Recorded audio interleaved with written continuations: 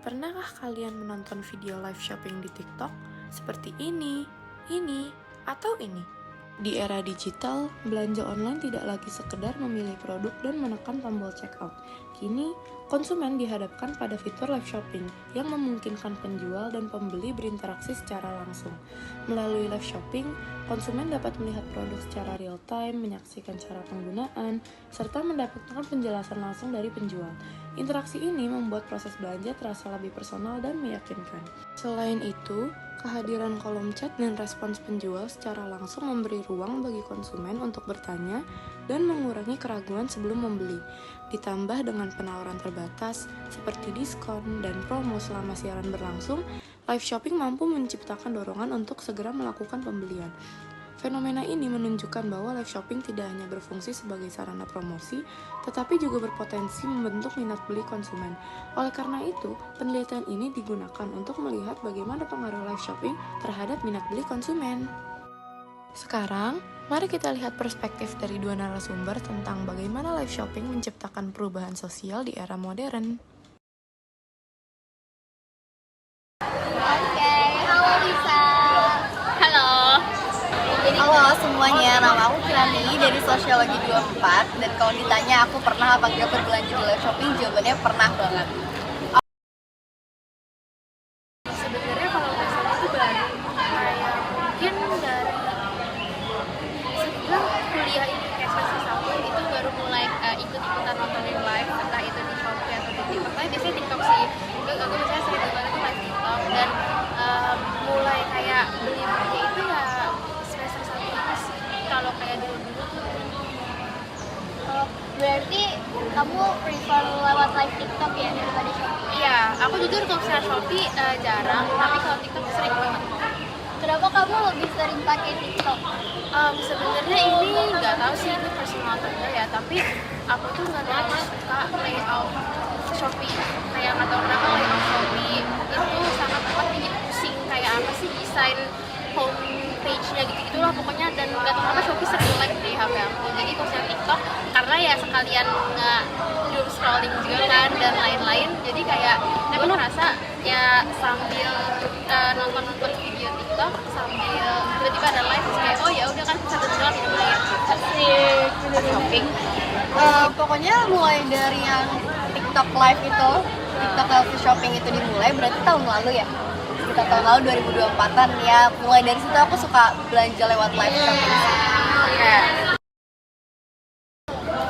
Sebenarnya kalau misalnya live ini aku ngerasa lebih apa ya, lebih bisa tahu detail tentang barang itu. Kita tinggal komen kayak misalnya tanggal segini tolong jelasin dong kan, nanti kan kakaknya jelasin kayak lalala. Terus juga kalau kita mau beli mau nanya apapun biasanya tuh pasti akan dijawab gitu loh sama kakak-kakak host live-nya. Terus juga apa ya, kita dengan modal tiduran doang kita udah bisa beli barang, tahu spesifikasi barang dan lain-lain. Semuanya apa ya, semua bisa dilakukan tanpa kita harus datang ke store nanya-nanya, which is bisa makan biaya, makan tenaga, online biasa. Oke. Kalau buat live shopping, aku ngerasa mereka tuh ngasih penurunan harga gitu loh, karena mereka kan bisa ngesetting langsung ya, kayak tergantung dari si besaran audiensnya kan. Dan aku ngeliat kalau tiap live itu harga turunnya lumayan banget gitu. Jadi aku suka aja belanja lewat live shopping karena harganya lumayan aja. Oke, berarti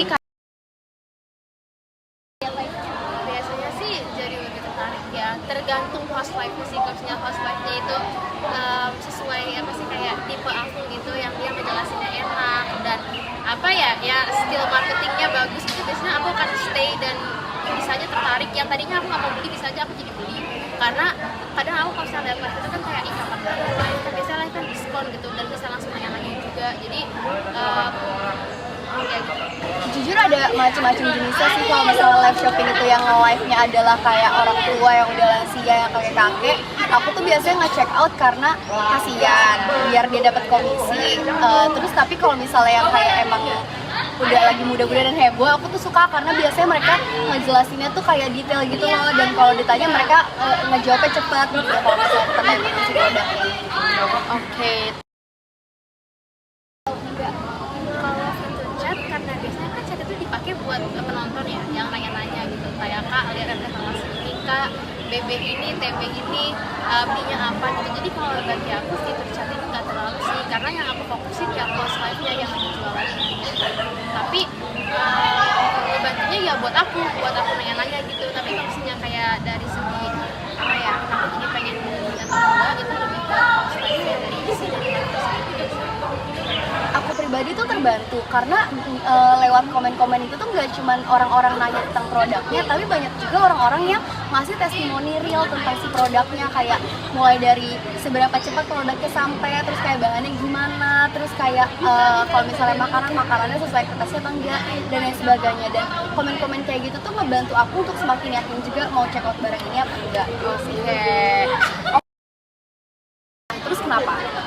Pengaruh banget, karena kayak kalau misalnya si live hostnya ini apa diem, lemas, terus kayak ngejelasin si produknya ini kayak tahu-tahu enggak, niat-niat enggak, terus komen-komen orang-orangnya tuh agak-agak di skip, itu tuh aku biasanya langsung keluar dan gak jadi belanja di toko itu gitu. Jadi pengaruh sih menurut aku pas live. Globalisasi diartikan sebagai proses yang menghasilkan dunia tunggal, di mana masyarakat di seluruh dunia menjadi saling tergantung di semua aspek kehidupan.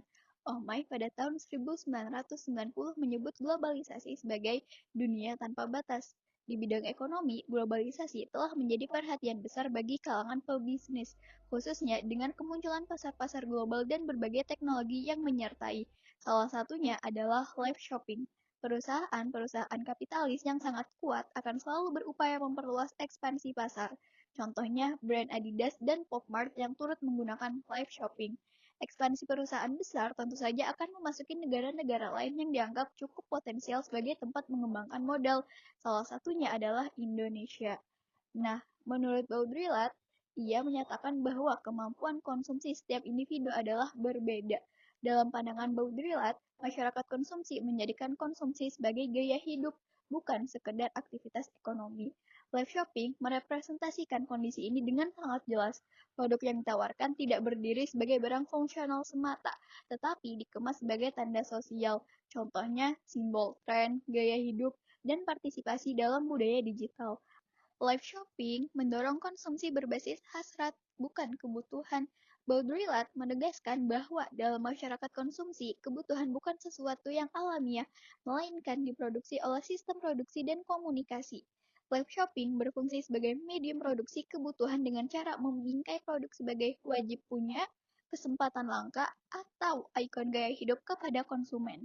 Metode live shopping dapat berpengaruh terhadap minat beli konsumen karena ia bekerja di dalam logika masyarakat konsumsi, di mana konsumsi tidak lagi didorong oleh kebutuhan objektif. Contohnya, ada yang menganggap membeli blind box dari Pop Mart adalah sebuah kebutuhan, karena blind box dari Pop Mart adalah hal yang lucu dan wajib dipunyai, serta ia merupakan ikon gaya hidup. Ada juga yang menganggap membeli blind box di Pop Mart tidak penting. Jadi, globalisasi membuat dunia menjadi saling terhubung tanpa batas dalam bidang ekonomi. Hal ini terlihat dari munculnya live shopping yang dimanfaatkan perusahaan besar multinasional seperti Adidas dan Pop Mart untuk memperluas pasar ke berbagai negara. Menurut Baudrillard, konsumsi dalam masyarakat modern bukan lagi soal memenuhi kebutuhan, tetapi telah menjadi gaya hidup.